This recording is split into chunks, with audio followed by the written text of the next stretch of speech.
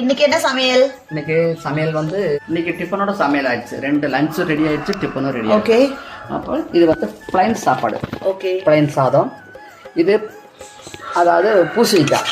பூசணிக்காய் பொரியல். ஓகே. தக்காளி ரசம். ஓகே. இதுதான் சாப்பாடு. சிம்பிளா செஞ்சுட்டேன் நான். ஓகே. டிஃபன் வந்து இடியாப்பம். ஓகே. கருப்பட்டி பாகு.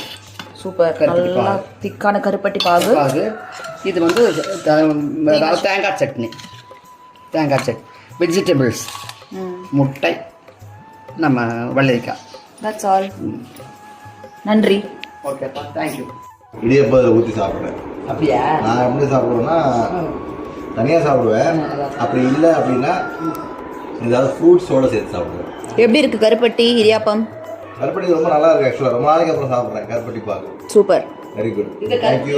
தேங்காய் எல்லாத்தையுமே தேங்காய் தான் அப்படியே போட்டுக்கிறோமே நாங்க. அது கெட்டு போயிடும் ஆண்டி. இந்த கருப்பட்டியை எவ்வளவு மாசம் ஆனாலும் உள்ள வைக்கலாம். அப்பப்ப சாப்பிடுறது. கருப்பட்டியே